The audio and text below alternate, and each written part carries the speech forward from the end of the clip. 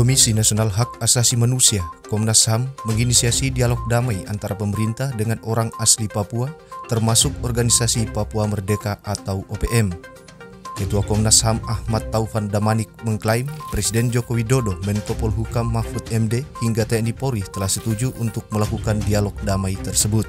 Untuk itu, tim dari Komnas HAM akan dikirim ke Papua pada pekan depan ini. Tim Komnas HAM nanti akan membuka komunikasi dengan tokoh-tokoh di Papua seperti tokoh masyarakat, tokoh adat, dan tokoh-tokoh gereja. Dialog akan mencakup seluruh permasalahan di Papua, mulai dari isu diskriminasi, pelanggaran HAM, kekerasan bersenjata, hingga pembekaran wilayah Papua. Komnas HAM juga mengklaim selama ini sudah berkali-kali menjalin komunikasi dengan kelompok kriminal bersenjata di Papua. Jadi banyak orang mungkin tidak mendapat informasi bahwa bahkan kepada kelompok KKB misalnya yang ada di Papua itu sudah berkali-kali tim kita berkomunikasi, dan itu kita sampaikan kepada pemerintah bahwa kami lakukan ini dalam rangka mencari solusi damai. Jadi jangan ada kecurigaan politik misalnya dibangun, dan itu ketika kami sampaikan tidak ada penolakan. Jadi artinya mereka mengapresiasi, termasuk Presiden mengapresiasi langkah-langkah itu karena kami terbuka menyampaikan.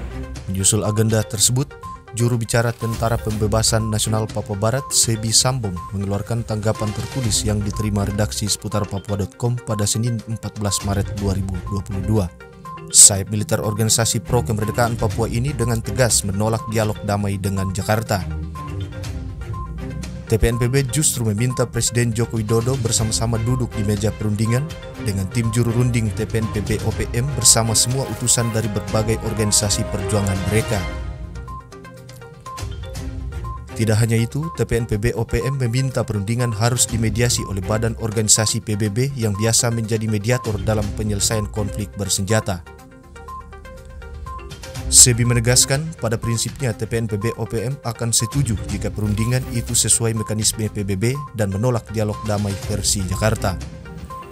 Siaran per hari ini kami mengeluarkan peringatan tegas kepada semua bupati orang asli Papua yang dengan Gubernur Lukas NMB, dengan semua anggota DPR dan juga orang-orang Papua yang intelektual yang mana berusaha untuk merancang pemekaran provinsi-provinsi baru di seluruh tanah Papua.